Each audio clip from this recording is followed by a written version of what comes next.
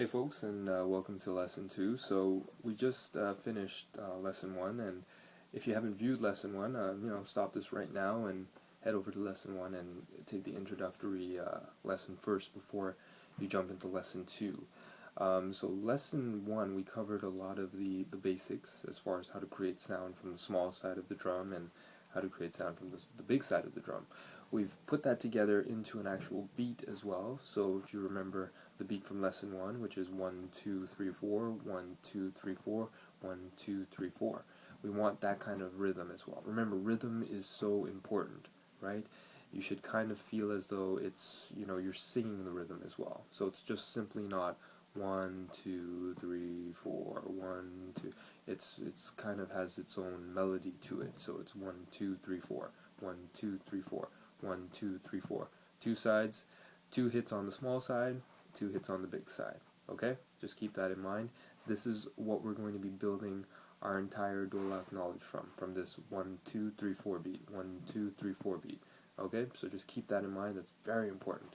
I hope lesson 1, after you practiced it and viewed the lesson a couple times, I hope that you have a firm grasp and understanding of that. What we're going to do now is we're going to build on lesson 1, and the only thing we're really going to be changing in this lesson, in lesson 2, is we're going to be changing how we hit the bass. So if you remember from lesson 1, we hit the bass in this manner. So I'll just pull the drum down here for you guys. So remember from lesson 1, we hit the bass like this, right? Very flat, that thud kind of sound, right? Okay, so we want to move on from that. Okay?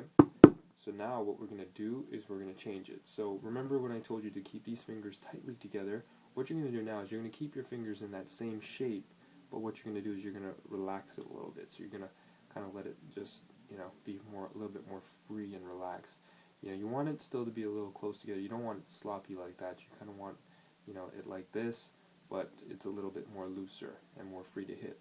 Now, what I tell a lot of my students is when they're first learning about this side and how to hit this side and make a loud sound to it, is we're going to have to tell them about the stove comparison. Now, pretend this is a hot stove, and you're very curious, and you want to touch this stove, right, to see how hot it is. Would you touch the stove like this, and keep your hand there and wonder, yeah, it's kind of hot, or would you just kind of, just quickly touch it, kind of thing, right? That's what we want. So that's the whole idea of lesson 2, okay? We think of this as a hot stove. Now what we're going to do is we're going to take this hand, and you see this, at the ends of your fingers, this part of your hand should be hitting the outer edge of the bass here, right? That's how you should line it up, okay? Just hitting the outer edge of the bass here, right? So just keep that in mind, right? Only this part of your hand should be actually hitting the inner circle of the bass. And what you're going to do now is you're going to take this hand, you're going to line it up here, and then you're going to do a hit like this, and should make that kind of sound. A very deep bass type sound. And it's really my fingertips that are doing most of the work here. So my fingertips are actually hitting the center of the bass almost, right? Some people will have different lengths in fingers, so I'm not necessarily saying that every hit has to happen in the center of the bass.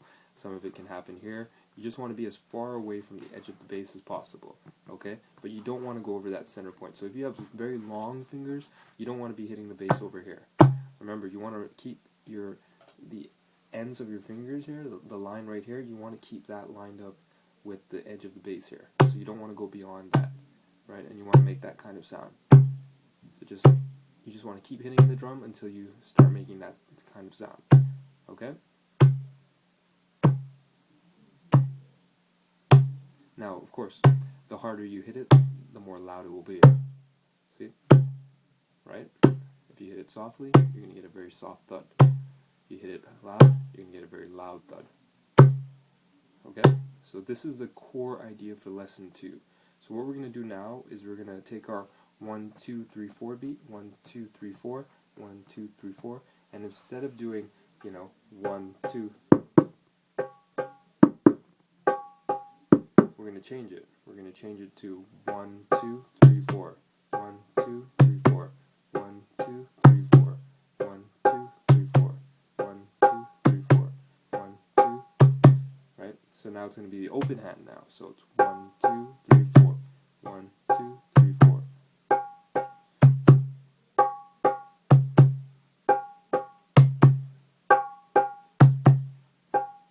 3, 4.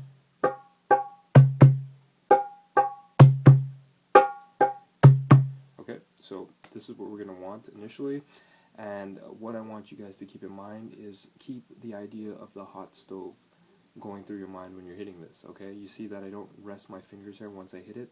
I don't just rest it there, right? Okay, I always touch it.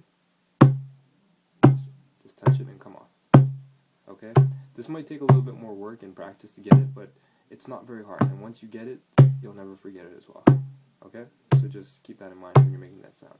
So to recap, what we're going to do is we're going to do 1, 2, 3, 4. 1, 2, 3, 4. 1, 2, 3, 4. 1, 2, 3, 4. Okay? Now just keep in mind, rhythm is so important. So just make sure you have the rhythm. Just kind of, if you're embarrassed to say it out loud, just say it in your head. 1, 2, 3, 4. 1, 2, 3, 4. Do it at your own speed and at your own pace. If you have any doubts, you can always rewind. You can always go back to lesson 1 if you're missing something in that. Okay? That's all for now. I'll see you guys in lesson 3, and we'll be putting more of this together as well.